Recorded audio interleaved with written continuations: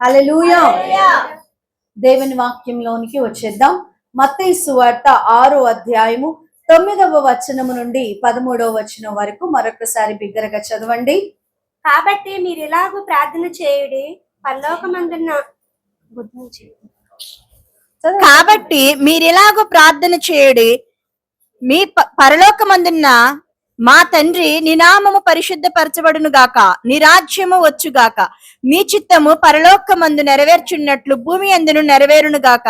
మా అనుదిన ఆహారము నేడు మాకు దయచేయము, మా రుణస్థులను మేము క్షమించిన ప్రకారము మా రుణములను క్షమించుము, మమ్మను శోధనలోకి తేక దుష్టుని నుండి మమ్మను తప్పించుము. మనుషుల అపరాధములు మీరు క్షమించినడలా మీ పరలోకపు తండ్రియు మీ అపరాధములను క్షమించును. మీరు హల్లెలూయా. దేవుని ప్రియమైన బిడ్డలారా, ఈ రోజు దేవుడు యేసుక్రీస్తు ప్రభువారు తన శిష్యులతో ప్రార్థన ఎలా చేయాలో అడుగుతుంది, నేర్పిస్తున్నాడు. ఆమేన్. యేసు ప్రభువారు మరి తన శిష్యులకు ప్రార్థన మీరు ఇలాగూ చేయుడి అని ప్రారంభిస్తా ఉన్నాడు.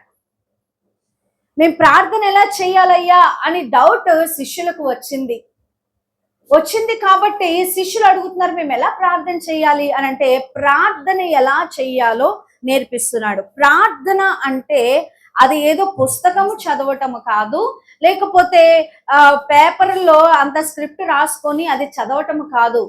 ప్రార్థన అనేది పరలోకపు తండ్రికి మనిషికి ఉన్న సత్సంబంధాన్ని తెలియచేస్తున్న ఒక సంభాషణ మాత్రమే. ఆమేన్.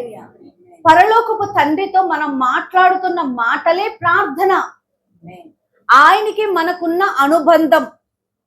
ప్రతి ఉదయం లేచిన వెంటనే పిల్లలు మనతో మాట్లాడతారు, తల్లిదండ్రులుగా మనం పిల్లలతో మాట్లాడతాం. ఇది సహజంగా జరిగే ప్రక్రియ.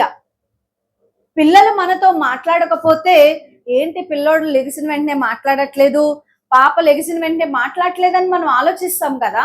అట్లానే దేవునితో కూడా ఆయన మన పరలోకపు తండ్రి కాబట్టి ప్రతి ఉదయాన లేచిన తర్వాత ప్రతిరోజు కూడా మనము మన తండ్రితో సంభాషించటం అనేదే ప్రార్థన. ఆమేన్. మనమేం చేస్తుంటాం, ప్రార్థన చేయాలంటే సమయం లేదంటాం. మోకరించి ప్రార్థన చేయాలంటే సమయం లేదు, బద్ధకము, నిద్ర వస్తుంది. పెద్దోళ్ళు చెప్తే పిల్లలు చిరాకు పడుతూ ఉంటారు. నీ తల్లిదండ్రులతో నువ్వు మాట్లాడడానికి చిరాకు పడవు కదా. నీ తల్లి పక్కన కూర్చొని నీ తండ్రి పక్కన కూర్చొని ఉండటానికి నువ్వు చిరాకు పడవు కదా. నీకు అవసరం ఉంటేనే తల్లిదండ్రులతో మాట్లాడవుగా, నువ్వు క్యాజువల్ గా మాట్లాడతావు, అవునా కాదా? ఎప్పుడైనా అవసరాలు చెప్పుకుంటావు, నేను కాదంటలేదు. కానీ జనరల్ గా కూడా మనం ఇంట్లో ఏం చేస్తుంటాం, సహజమైన మాటలు మాట్లాడుకుంటుంటాం. తల్లితో అవసరం వస్తేనే మాట్లాడడం, తండ్రితో అవసరం వస్తేనే స్కూల్ ఫీజు కట్టాలి అని ఒక్కటే మాట్లాడవు కదా. అలాగే పరలోకపు తండ్రితో మన అక్కర మాత్రమే కాదు, నీకు అవసరం ఉన్నప్పుడే ప్రార్థన చేయడం, అవసరం లేనప్పుడు ప్రార్థన చేయకపోవటం, దేవుని మేలు కొరకు ప్రార్థన చేయడం, దేవుని మేలు లేకపోతే ప్రార్థన చేయకపోవటం, ఇది కాదండి. దేవుని ప్రియమైన బిడ్డలారా, ఈ ప్రార్థన మన యొక్క మనోనేత్రాలకు గొప్ప విప్లవము తీసుకురావాలి. సత్యము ఇక్కడ నేర్పిస్తున్నాడు యేసు ప్రభువారు. పరలోకమందున్న మా తండ్రి అని సంబోధన చేస్తూ మరి యొక్క ప్రార్థనను నేర్పిస్తున్నాడు. ఇప్పుడు ఈ ప్రార్థన ఎవరికి చేయాలి? పరలోకమందున్న తండ్రికి ప్రార్థన చేయాలి. ఆయన మనకి తండ్రి ఎప్పుడయ్యాడు? అందరము పాపము చేసి దేవుడు అనుగ్రహించి మహిమను పొందలేకపోచున్నామని వాక్యం సెలవిస్తుంది కదా. మనము బహుదూరస్తులమై ఉన్నాము కదా. పాపములో మరణించి మగ్గిపోయి ఉన్న మనుషులను దేవుడు అంటున్నాడు పరలోకపు తండ్రి అని ప్రార్థన చేయమంటున్నాడు. తండ్రి అని ఎవరు అనకనబంటే యేసు క్రీస్తు నామమందు విశ్వాసం ఉంచి ఆయన రక్తమందు మన పాపములను కడుగుకొని విమోచింపబడి పరిశుద్ధాత్మ అనే వరమును పొందిన ప్రతి ఒక్కరి మీద కూడా దేవుని యొక్క దత్తపుత్ర ఆత్మ వచ్చినప్పుడు మనము పరలోకపు తండ్రిని తండ్రి అని పిలవగలుగుతున్నాం. ఆమేన్. ఆయన సమీపించిన నీ తేజస్సులో అమృతము పొందుతున్న ఆ దేవుడు నీకు తండ్రి ఎలా అయ్యాడు? ఎప్పుడయ్యాడు అని అంటే క్రీస్తు రక్తము ద్వారా అయ్యాడు. హల్లెలూయా. నీతిమంతులు మొరపెట్టగా యెహోవా వారి మొరను ఆలకించును. నీ ప్రార్థన దేవుడు ఆలకిస్తానంటున్నాడు. నీ తండ్రి నీ స్వరము వింటానంటున్నాడు. ప్రతి ఉదయాన్న లేచినప్పుడు, ప్రతి రాత్రి పడుకునేటప్పుడు, ప్రతి ఒక్క మధ్యాహ్నము చక్కగా నువ్వు గడిపేటప్పుడు నీ తండ్రి నీ స్వరాన్ని వినాలనుకుంటున్నాడు. తల్లి అయినా తండ్రి అయినా ఆయనే. హల్లెలూయా. తండ్రి అంటే ఆయన్ని ఒక భూలోకములో ఉన్న మన తండ్రి లాగా పోల్చుకోండి. అంతలాగా మనల్ని లాలించేవాడు, పోషించేవాడు, నడిపించేవాడు అని అర్థం. తల్లిలాగా పాలిచ్చి పెంచువాడు, ఆదరించువాడు, హక్కును చేర్చుకునేవాడు, మన హృదయాన్ని ఎరిగినవాడు. కన్న తల్లి మరచిన నన్ను మరువనంటివే, కన్న తల్లి మరచిన నన్ను మరువనంటివే, నీ ప్రేమ నుండి నన్ను ఏది వేరు చేయలేదు, నీ ప్రేమ నుండి నన్ను ఏది వేరు చేయలేదు. నిన్ను చూడగానే మారిన మనసు ఎదిన తరమా ఓ సిలువలోని యేసు. నిన్ను చూడగానే మారిన మనసు ఎదిన తరమా ఓ సిలువలోని యేసు.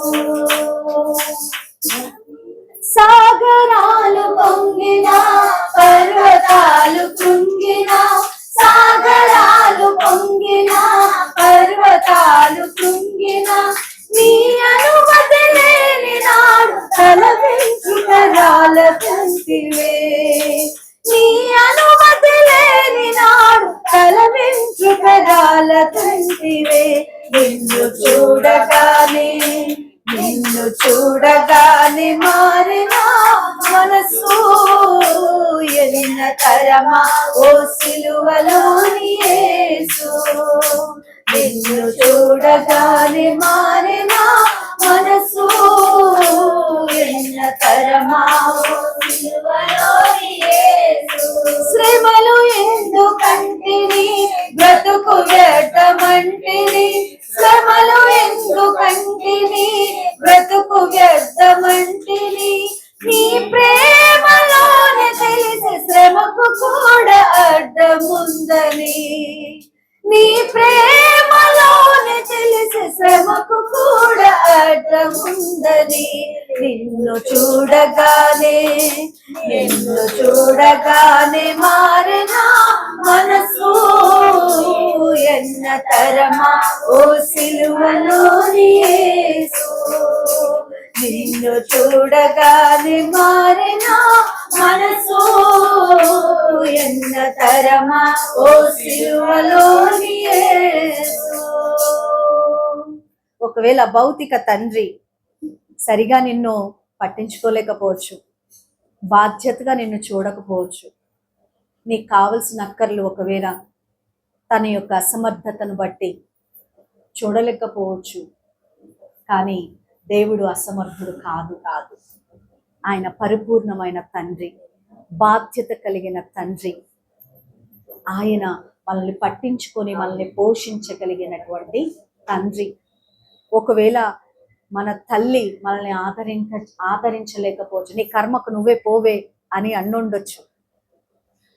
తల్లి ఒకవేళ తన యొక్క శక్తి సామర్థ్యము లేక నీ అక్కర తీర్చలేకపోవచ్చు.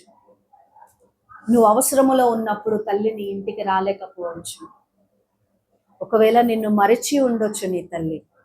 కానీ పరలోకపు తల్లి హృదయము కలిగిన దేవుడు, ఆదరించే తల్లిలాగా ఆదరించే దేవుడు మనల్ని ఎన్నటికీ మర్చిపోడు.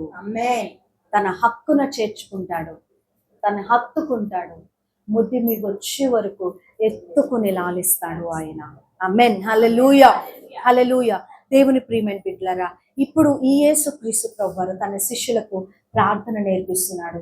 అయితే ప్రార్థన అంతటిని నేను మీకు ఇప్పుడు చెప్పలేను, కానీ సమయాన్ని బట్టి 3 విషయాలను మీకు తెలియచేయాలని ఆసక్తి కలిగి ఉన్నాను. 6వ అధ్యాయము 11వ వచనం. మా అనుదిన ఆహారము నేడు మాకు దయచేయము. ఇంగ్లీష్ లో ఉంటుంది, give us today our daily bread. Give, మా అనుదిన ఆహారము నేడు మాకు దయచేయము.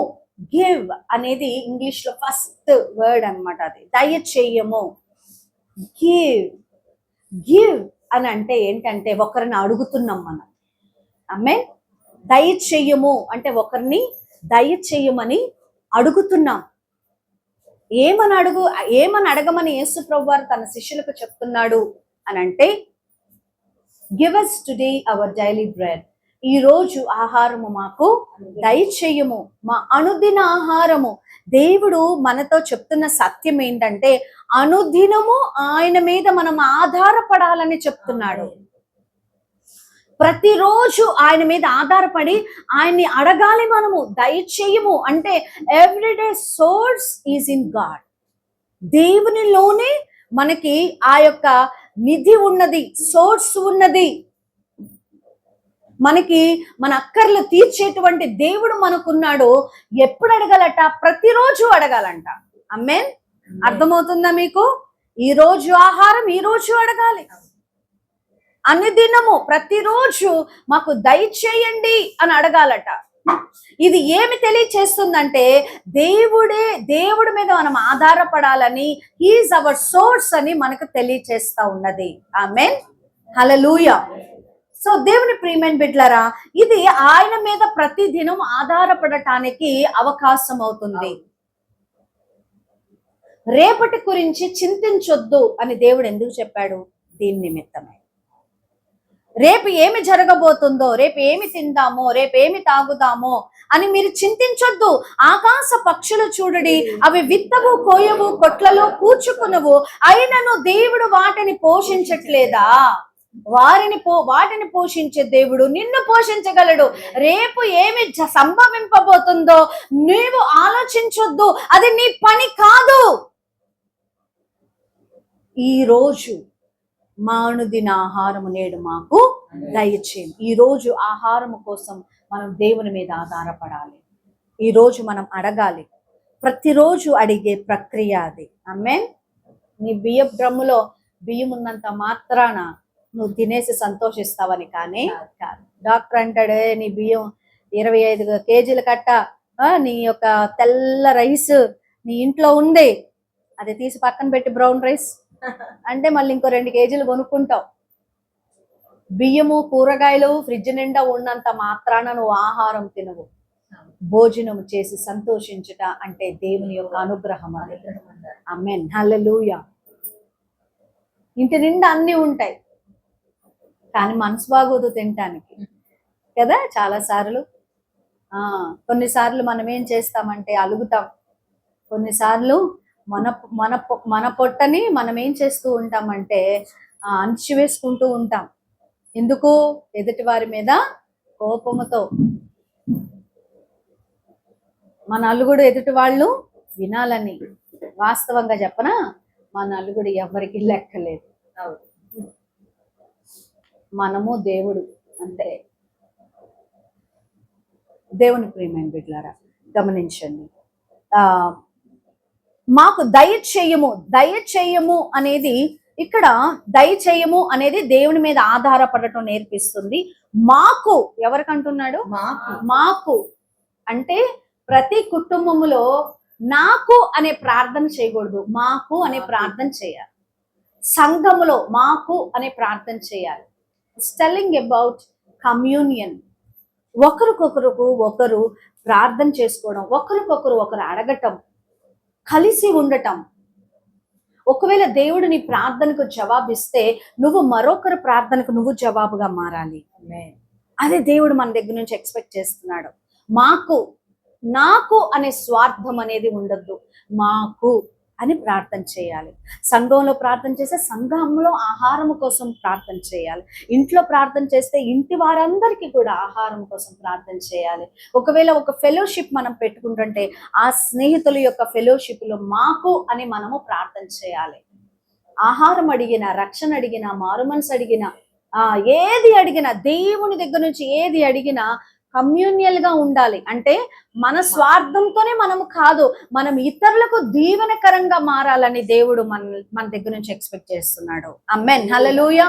నీకు ఏదైనా చక్కటి ఆశీర్వాదం నీకు ఇచ్చాడనుకో, ఆశీర్వాదం ఇతరులకు పంచటానికే. ఆశీర్వాదం ద్వారా ఇతరులు ఆశీర్వదించబడటానికి.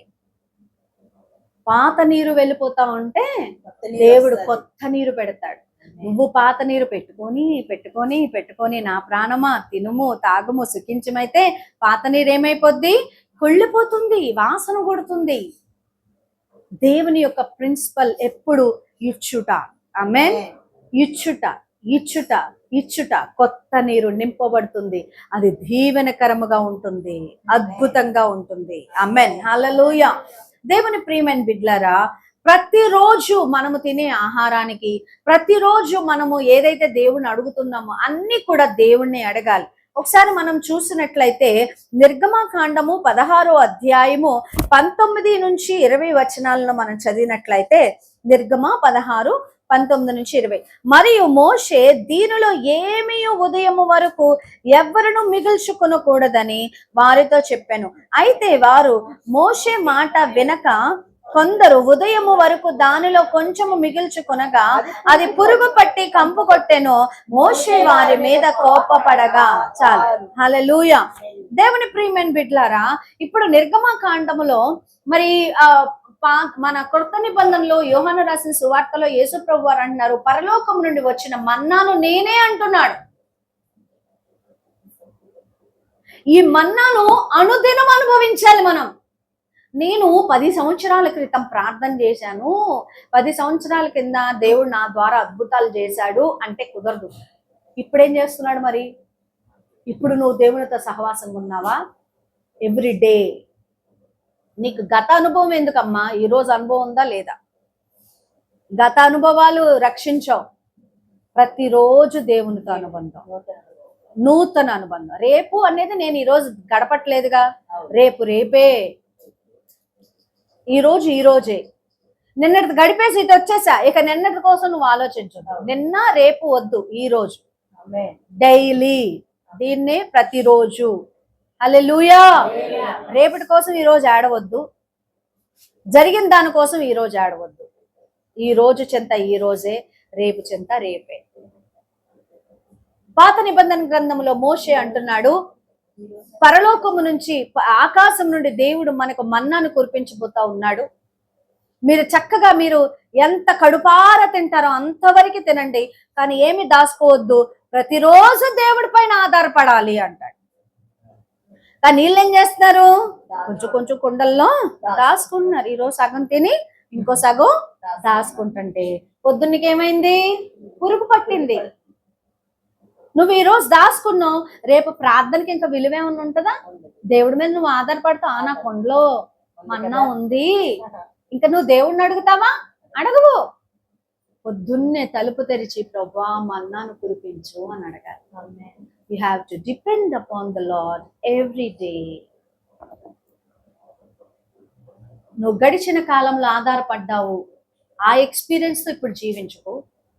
జరగబోయే కాలంలో నేను చూడు ఎలా మారుతానో, దేవుడు చూడు నన్ను ఎలా ఎత్తుతాడో, దేవుని కొరకు నేను ఎలా వాడబడతానో, రేపు కోసం నువ్వు ఎట్లా వాడబడతావు మనకి ఎందుకమ్మా?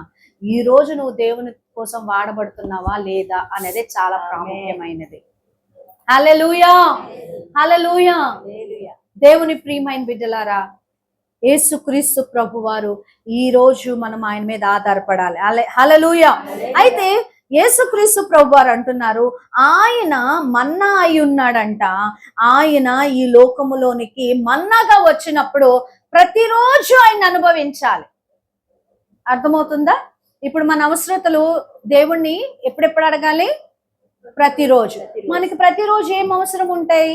ఆహారం అవసరం ఉంటుంది, కాపుదల అవసరమే. ప్రతిరోజు మనం ప్రయాణాలు చేస్తుంటాం కదా, ప్రతిరోజు చేసే క్రియలేంటి? ఆహారము, ఉద్యోగము, అదే ఉద్యోగం అయితే ఉద్యోగం, వ్యాపారం అయితే వ్యాపారం, రోజు వెళ్తారు కదా అది. తర్వాత అది ప్రయాణము, తర్వాత ఇట్లా పిల్లలకి ఫీజులు కట్టాలి. ఇవన్నీ కూడా ఎవ్రీడే థింగ్స్. ప్రతిరోజు ఏవైతే మనము కార్యకలాపాలు జరిగిస్తామో వాటి పైన దేవుని పైన ఆధారపడాలని దేవుడు. లిస్ట్ పెట్టుకోండి, బుక్ తీసుకోండి, రాసుకోండి. మా అనుదిన ఆహారం నేడు మాకు దయచేయండి అంటే మా అనుదిన అక్కర్లు మాకు దయచేయండి. ఈ రోజు మా అక్కర్ ఇది, ఈ రోజు మా అక్కర్, ఈ రోజు నా బిడ్డకి నేను ఫీజు కట్టాలి, లేకపోతే ఈ రోజు నేను పలానా బిజినెస్ నిమిత్తం ఇంత డబ్బులు విత్తాలి, లేకపోతే ఈ రోజు నేను ప్రయాణమై వెళ్తున్నాను, ఈ ప్రయాణంలో నాకు కాపుదల కావాలి, ఈ రోజు నేను ఇది చెయ్యాలనుకుంటున్నాను, ప్రభువా నీ చిత్తంలో జరిగించు. సో ఇట్లాగా ప్రతిరోజు ఏదైతే ఉన్నదో, లేకపోతే పిల్లలైతే ఈ రోజు నేను ఎగ్జామ్ రాస్తున్నాను, ఈ రోజు పలానా క్లాస్కి వెళ్తున్నాను, కెమిస్ట్రీ క్లాస్కి వెళ్తున్నాను, అది నాకు అర్థం అవ్వాలి. ఇట్లాగా ప్రతిరోజు నీకు ఒక డైరీ ఉండాలి, ఆ డైరీలో నువ్వు రాసుకోవాలి. తర్వాత ఆ ప్రార్థన సాయంత్రం జరిగిన తర్వాత గాడ్ ఆన్సర్డ్ మై ప్రేయర్ అని రాసుకోవాలి. హల్లెలూయా, హల్లెలూయా. మొన్నటి దినాన మరి నేను కూర్చొని నా డైరీ అంతా ఓపెన్ చేసుకొని మరి ఒక్కొక్క డేట్ మీద ఏమేమి అడిగానో ఆ డేట్ మీద చేతులు పెట్టుకొని థ్యాంక్స్ గివింగ్ ప్రేయర్ ఒక్కదాన్ని అలా కూర్చొని ప్రభువా నీ కృతజ్ఞతలు, పలానా రోజున పలానా ప్రార్థన చేశాను, ఈ ప్రార్థనను ఆలకించు, నీకు వందనములు. ఒకటి కాదు, రెండు కాదు, ప్రభు చేసిన మేలులు చాలా చాలా చాలా ఉన్నాయి.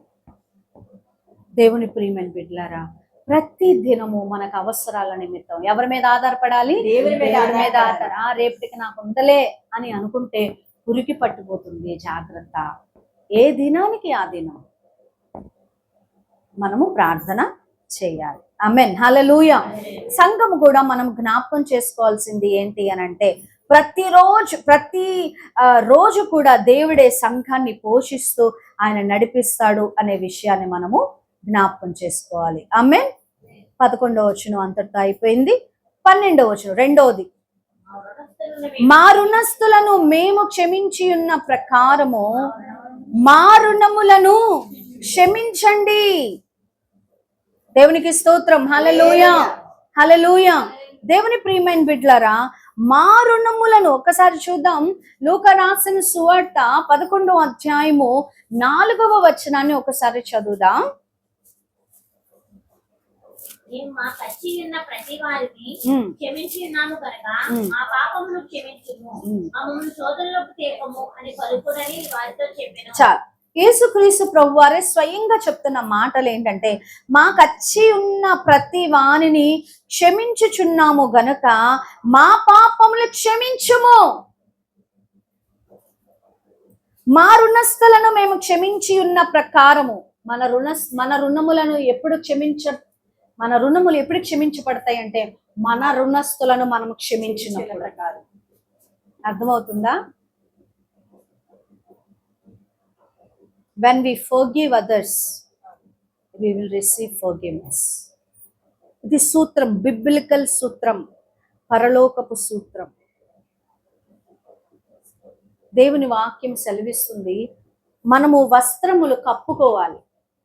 అవునా కదా? దేవుని మందిరానికి వచ్చినప్పుడు మనం చాలా మోడెస్ట్గా చక్కటి వస్త్రధారణ వేసుకొని దేవుని మందిరంలోనికి వస్తాం. ఒకవేళ ఎవరైనా బట్టలు లేకుండా వచ్చారనుకో, ఏమంటాం?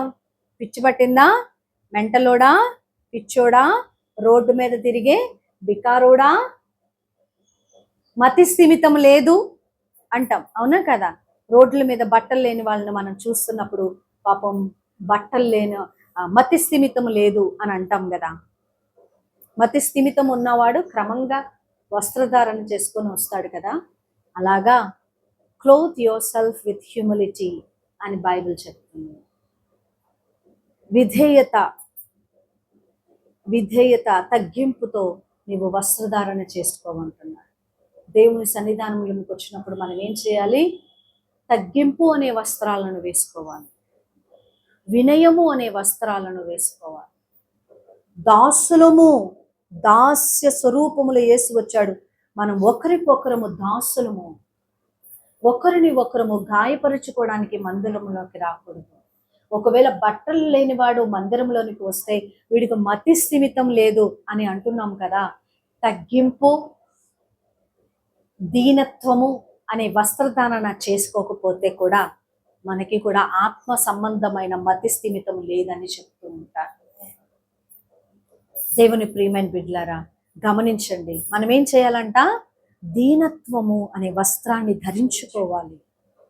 అతిశయించువాడు ప్రభునందు మాత్రమే తప్ప ఇక మరి దేని యందు కూడా అతిశయించడానికి ఏమీ లేదు.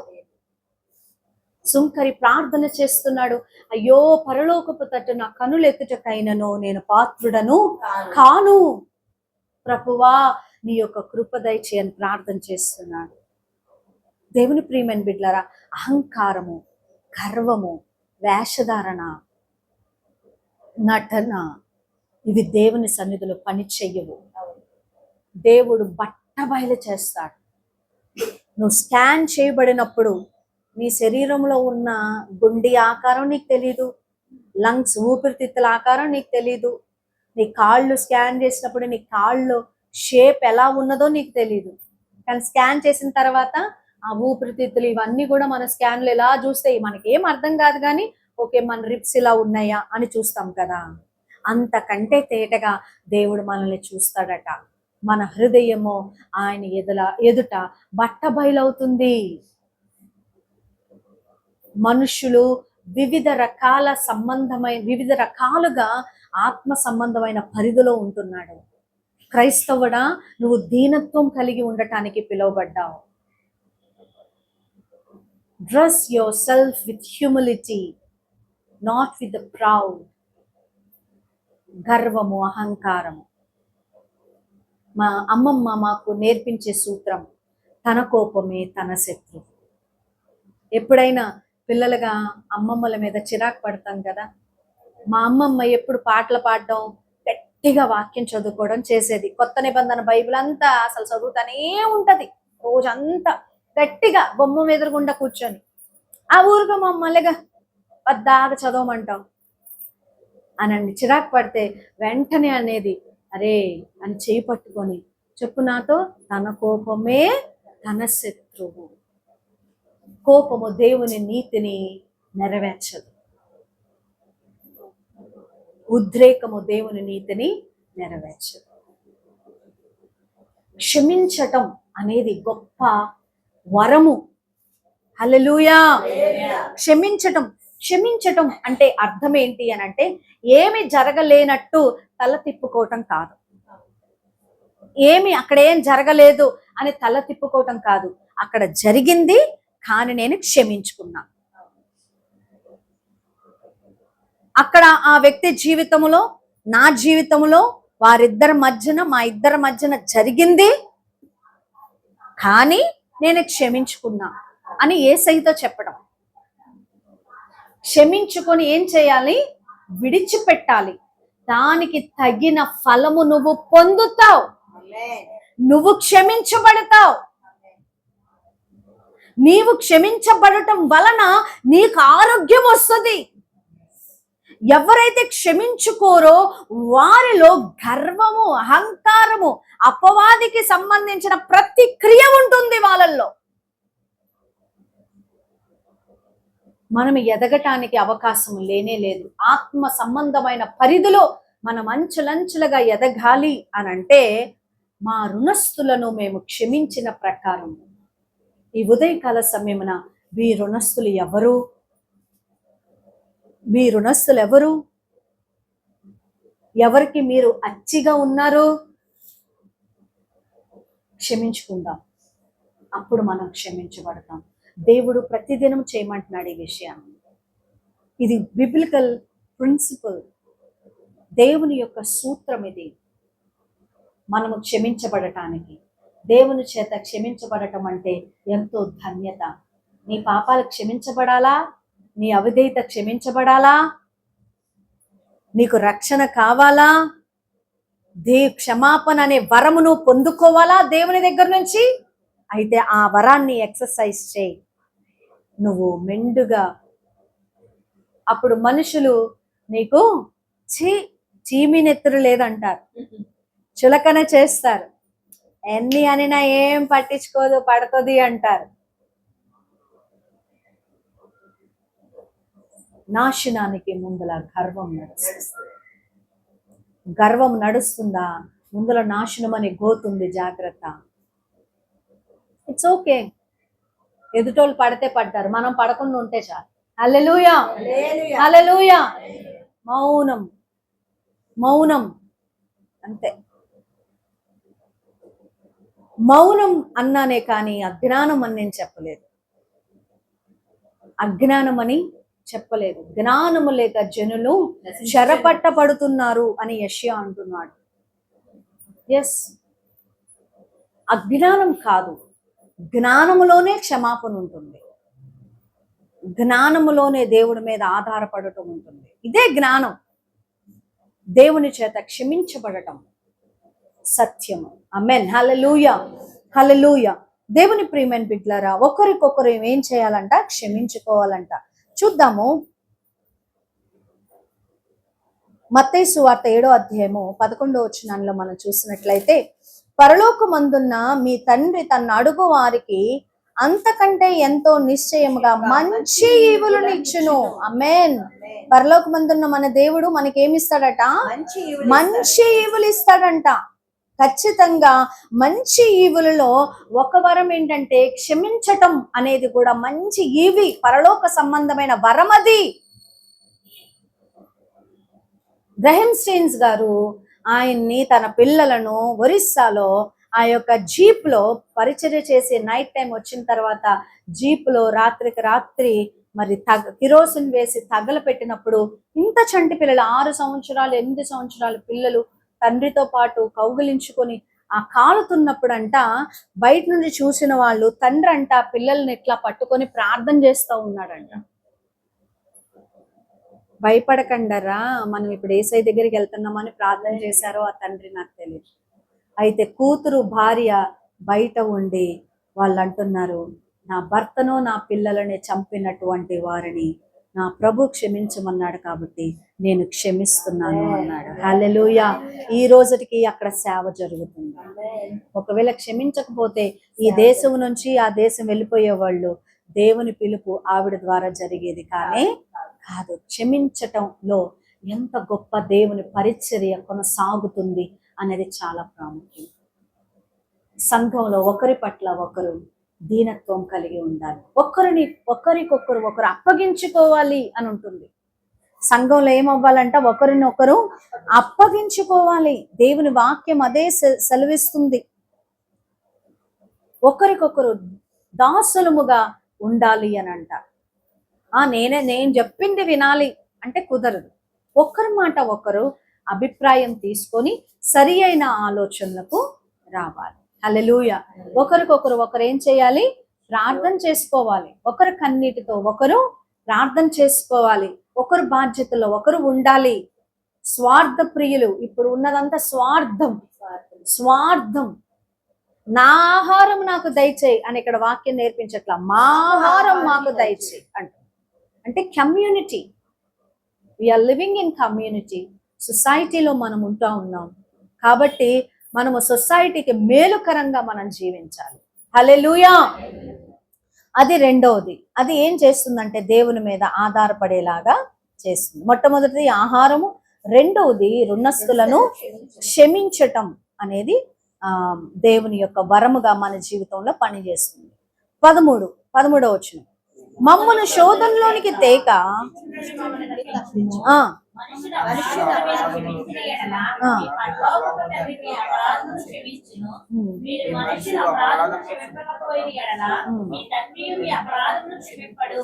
చాలండి. మమ్మును శోధనలోనికి తేక దుష్టుని నుండి మమ్మును తప్పించుము. ఇప్పుడు ఏం చేయాలి? ప్రతిరోజు దుష్టుని నుండి తప్పించు, మమ్మల్ని శోధనలోనికి తేక దుష్టుని నుండి తప్పించు ప్రభువా అని మనము అడగాలి. ప్రతిరోజు మనం వెళ్తున్న మార్గములో అనేక శోధనలు, అనేక బాధలు, అనేక సమస్యలు, అనేక ఆర్థిక సమస్యలు, కష్టాలు, అప్పులు, అనారోగ్యాలు, మానసిక ఒత్తిళ్లు, కుటుంబ కలహాలు, అసమాధానం ఇంట్లో ఉంటాయి. ఏదో ఒకటి అప్పుడు మనం ఏం అడగాలంటే ప్రతిరోజు మమ్మును శోధనలోనికి తేక దుష్టుని నుండి మమ్మల్ని తప్పించుము ప్రభువా అని అడగాలి. హల్లెలూయా. దుష్టుని నుండి తప్పించటం అనేది మనం దేవుణ్ణి అడగాలి. అంటే ప్రతి దినము అపవాది మన మీద దాడి చేస్తూ ఉంటాడు. అపవాది మనుషులను ఎంపిక చేసుకొని దాడి చేస్తాడు, పరిస్థితులను ఎంపిక చేసుకొని దాడి చేస్తాడు, తర్వాత మనకు కనపడని శక్తుల ద్వారా మనల్ని దాడి చేస్తాడు. అది మనుషుల ద్వారా అయినా, పరిస్థితుల ద్వారా అయినా, మనకి కనపడకుండా ఉన్న వాటి నుంచి అయినా, ఏ రూపకంగా సాతాను దాడి చేసినా ఆ దుష్టు నుండి తప్పించు అని ప్రతి దినము మనం ప్రార్థన చెయ్యాలి. ఆమేన్, హల్లెలూయా. అయ్యా, నా బిడ్డలను దుష్టు నుండి తప్పించండి, అపవాది వేసే బాణముల నుంచి తప్పించండి, నా కుటుంబాన్ని తప్పించండి. ఇది మనం అడగాలి. అడుగుతున్నారా? ఇక అడగటం, ప్రార్థన చేయటం మొదలు ఇంక అన్ని అవసరాలు అడగటమేనా? అన్ని అవసరాలు అడగటమేనా? నా బిడ్డను దీవించు, మా ఆయన్ని దీవించు, నా పిల్లల్ని దీవించు, ఆరోగ్యం ఇవ్వు, ఇల్లు ఇవ్వు, ఇవ్వటం ఇచ్చయ్యా అడుగుతున్నామా? ఇతరుల్ని క్షమించటం నేర్పించయ్యా, శోధనలోనికి తేక దుష్టుని మమ్మల్ని తప్పించయ్యా, మనదిన ఆహారం నేడు మాకు దయచేయి ప్రభువా. ఉదయం లేచి ఈ ప్రార్థన చాలా ఎఫెక్టివ్ ప్రేయర్. దుష్టుడి నుండి ఏం చేయాలంట? దావీదు కోసం ఆలోచన చేస్తే, దావీదు ఒక్క రోజులోనే సింహాన్ని ఏమి ఓడించలా. దేవుణ్ణి అడిగేవాడంట, సింహము మీద నాకు భయము తీసివేయని. హల్లెలూయా. సింహం వస్తుందయ్యా, నా గొర్రెని తింటుంది, కాబట్టి సింహాన్ని ఎదిరించే ధైర్యం నాకు దయచేయి, నా గొర్రెని నేను కాపాడుకోవాలి, ఆ దుష్టుడి నుంచి నా గొర్రెని కాపాడు అని ప్రార్థన చేసేవాడంట ప్రతిరోజు. యెహోవా నా కాపరి, నాకు లేమి కలగదు అంటే యెహోవాయే నా కాపరి. నేను నా గొర్రెలకు ఎలా కాపరగున్నానో నా కాపరి ఆయన. అంటే నన్ను పోషించేవాడాయన. పచ్చిక బయల్లోనికి నన్ను తీసుకెళ్తాడు, ఎండిన గడ్డిలోకి తీసుకెళ్తాడా కాపరి? చిన్న విజిలేస్తాడు, పచ్చిక బయలు వైపు ఉన్న దగ్గరికి కాపరి తీసుకెళ్తాడు కదా. అలాగా యెహోవా నా కాపరి, నాకు లేమి కలుగదు. అంత అద్భుతమైన అనుబంధం దేవునితో కలిగి ఉండి, యవ్వన కాలములో అరణ్యములో ఉన్నటువంటి దావీదుకి సింహాన్ని నోటిని చీల్చాని అనే కస ఎలా వచ్చింది అంటే, దుష్టుడు నుంచి నా గొర్రెని నేను కాపాడుకోవాలి. దేవుడు ఇచ్చిన జ్ఞానము, దేవుడిచ్చిన బలము యవ్వన కాలంలో ఎవరిచ్చారు ట్రైనింగ్? ఎవరివల? ఆయన దేవుని పాదాల దగ్గర పెట్టుకొని నేర్చుకున్నాడు. హల్లెలూయా. మనం కూడా ఏం చేయాలంటే, దుష్టుని నుంచి మనము తప్పించమని దేవుణ్ణి అడగాలి. అయ్యా, ఈ దుష్టు నుండి తప్పించయ్యా, దుష్ట తలంపుల నుంచి తప్పించయ్యా, దుష్ట మనుషుల నుంచి తప్పించయ్యా, దుష్టత్వము నుంచి మమ్మల్ని తప్పించయ్యా, ఈ కీడు మా మీదకి రాకుండా చూడయ్యా, మా రాకపోకలు మీరు మాకు తోడుగా ఉండు ప్రభువా. ప్రార్థన చేస్తామా? మరి చెయ్యాలి, చేద్దాం. దుష్టు నుండి తప్పించని ప్రార్థన చేద్దాం. అప్పుడు మనం సేఫ్ ప్లేస్లో దేవుని యొక్క వింగ్స్ కింద ఉంటాం, దేవుని రెక్కల కింద ఉంటాం. కోడి తన బిడ్డలను రెక్కల కింద కాచినట్లుగా దేవుడు, దుష్టుడు వస్తున్నప్పుడు కోడి తన పిల్లల్ని కాచుకున్నట్లుగా దేవుడు మనల్ని కాస్తాడట. హల్లెలూయా, హల్లెలూయా. ఎవరైనా వచ్చి నిన్ను గాయపరచడానికి ముందలకు వస్తే దేవుడు దాన్ని ఆపేయగలడు. దుష్టు నుండి తప్పించని నువ్వు ప్రార్థన చేస్తున్నావుగా, ఆ రోజు ఆ ప్రార్థన అక్కడ నెరవేరుతా ఉంది. నువ్వు ప్రార్థన చేసి వదలటమే, ఇక రోజంతా కాపాడేది ఆయన. నువ్వు 5 నిమిషాలు ప్రార్థన చేస్తావు, కానీ దేవుడు 24 గంటలు కాపాడతాడు. రాత్రి వేళ వచ్చు భయమునకైనను, పగటి వేళ ఎగురు బాణమునకైనను, చీకటిలో సంచరించు తెగులకైనను. తెగులు ఎప్పుడు సంచరిస్తుంది? చీకటిలో సంచరిస్తా ఉంటది తెగులు. నువ్వేమో నిద్రపోతావు, నేను నిద్రపోతాను, తెగులు సంచారం చేస్తా ఉన్నది.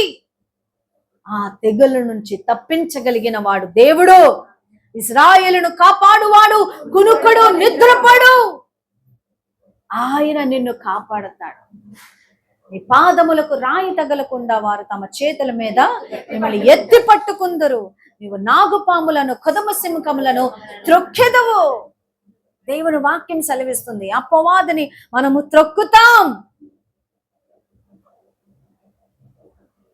దుష్టుని నుండి తప్పించు అని ప్రతిరోజు అడగాలి. మనకి ప్రతి మనిషికి అహం ఉంటుంది. అహం అంటారు. అహం, ఇగో. ప్రైడ్ అనే కంటే ఈగో. ఈగో అనేది ప్రతి మనిషిలో ఉంటుంది. అయితే ఆ ఈగోని ఎవరైనా ఎదుటి వాళ్ళు సాటిస్ఫై చేయలేదనుకో, మనకేమొస్తుందంటే కోపం వస్తుంది. అర్థమవుతుందా? కోపం వస్తుంది. అప్పుడు నువ్వు గుర్తుపెట్టుకోవాల్సింది ఏంటంటే, నేను సామాన్యమైన వ్యక్తిని. నువ్వెంత గొప్పదానివో, నువ్వు ఎంత గొప్పవాడువో, నువ్వు ఎంత ఇదైనా కానీ, అందరితో చెప్తున్నాను ఈ మాట. ఓన్లీ స్త్రీలతోనే కాదు, పురుషులతోనే, అందరు చిన్న పెద్ద అందరికీ. నాకు ఇది చేయలేదు కాబట్టి నాకు కసి కసి అంటారు కదా, ఇదే ఈగో అంటే. నేను చెప్పింది చేయలేదు అంటారు కదా, అది. You are a simple human being. You are created by God. You are nothing before God. It's okay అని మనం తీసేస్తాం కదా. అప్పుడు దేవుని యొక్క పరిశుద్ధాత్మ దేవుడు మన జీవితంలో కార్యం చేస్తూ ఉంటాడు. హల్లెలూయా, హల్లెలూయా. పరిచర్య చేయుటకి ధరణికి వచ్చిన త్యాగమూర్తివి, పరిచర్య జరిగింపక పగవారిని క్షమించిన ప్రేమమూర్తివి, సిలువ మరణము పొందునంతగా నీవే తగ్గించుకుంటివి, అధికముగా హెచ్చింపబడితివి, అధికముగా హెచ్చింపబడితివి.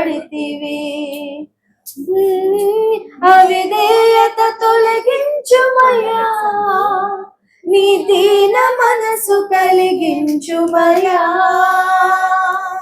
అవిధేయత తొలగించుమయా, నీ దీన మనసు కలిగించుమయా. మరొకసారి పాడదాం. అవిధేయత తొలగించుమయా, నీ దీన మనసు కలిగించుమయా, విధేయతకే అర్థము చేపిన వినయ మనస్కుడా, విధేయులుగా ఉండ మాదిరి చూపిన మనుజ కుమారుడా. హల్లెలూయా.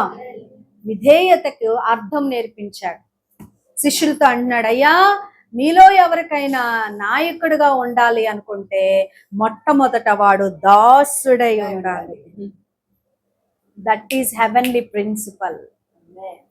God will lift you up. ఎప్పుడు నీ శత్రువుల ఎదుట నీకు భోజనం పెట్టడం సిద్ధపరుస్తాడు. హల్లెలూయా. నూనెతో నీ తల అంటుతాడు. నీ శత్రువుల ఎదుట నీకు భోజన బల్లను సిద్ధపరుస్తాడు. ఆయన నీ తల అంటి ఉన్నాడని ప్రజలు చూసేలాగా నిన్ను ఘనపరుస్తాడు. నిన్ను హెచ్చించేది నీ యేసయ్యమ్మా, నిన్ను ఘనపరిచేది నీ యేసయ్య. ప్రజలు నిన్ను తొక్కినప్పటికీ, ప్రజలు నీ అహం మీద దెబ్బలు వేసినప్పటికీ, వాతలు వేసినప్పటికీ, దేవుడు మనల్ని హెచ్చించడానికి ఇష్టపడతాడు. ఎప్పుడు మనల్ని మనం తగ్గించుకున్నప్పుడు.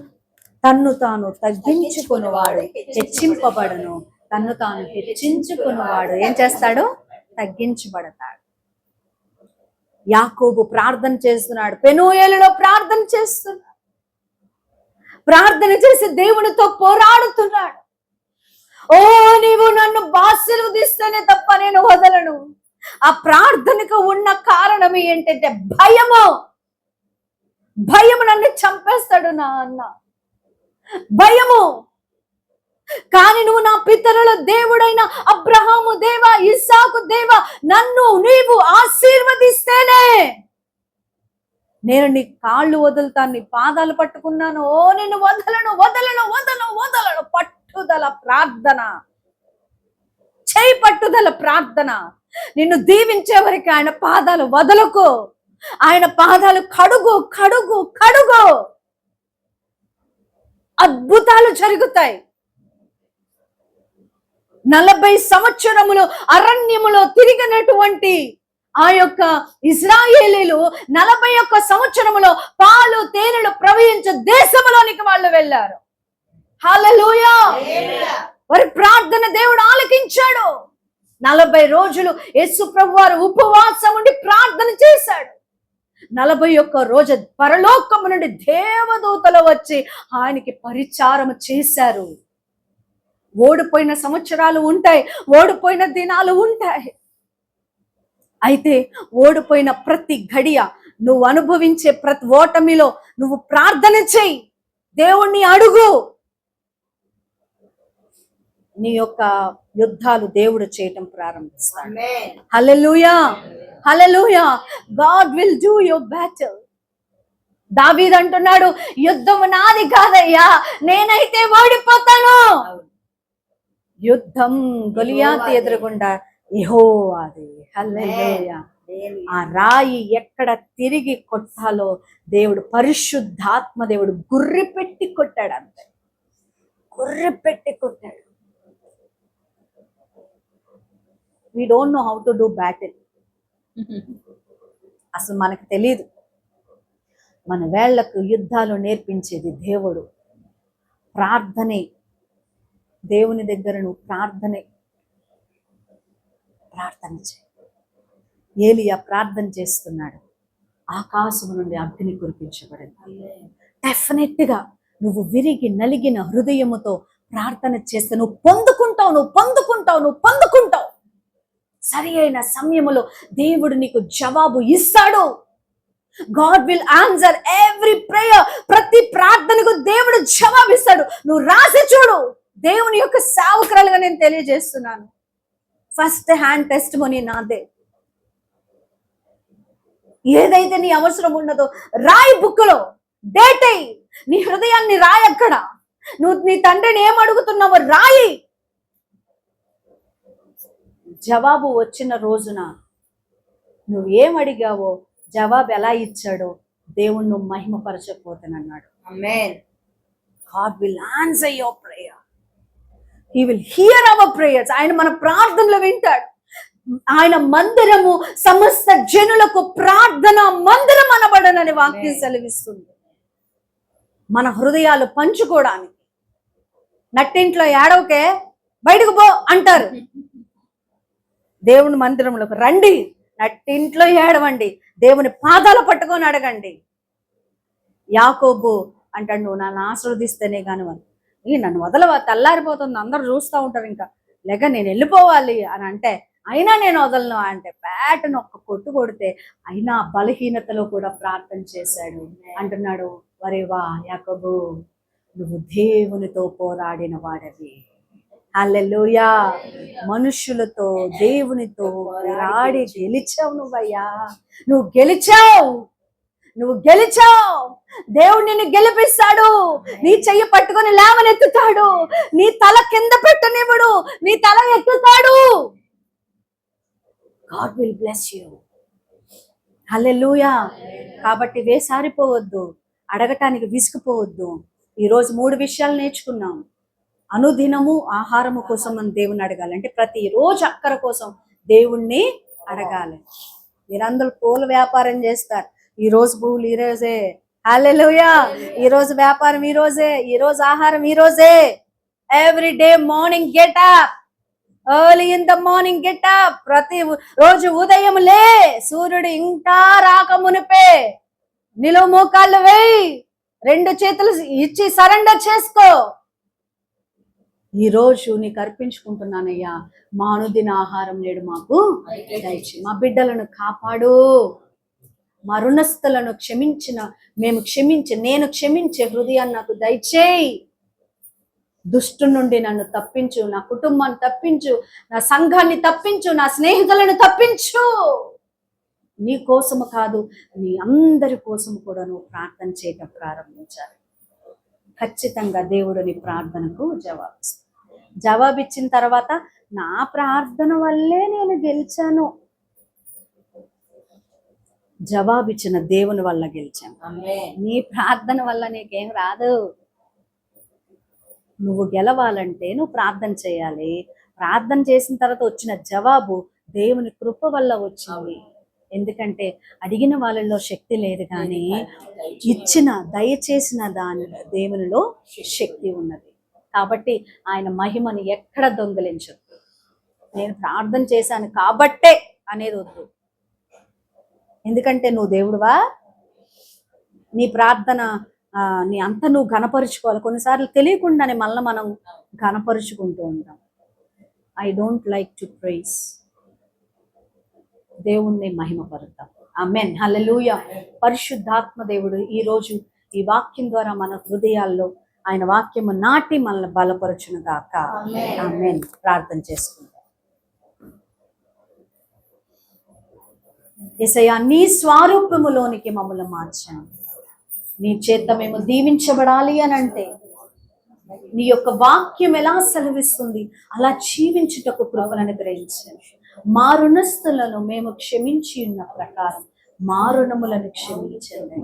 మా అనుదినాహారం నేడు మాకు దయచేయి. అనుదినము నా బిడ్డలని కాయండి ప్రభువా.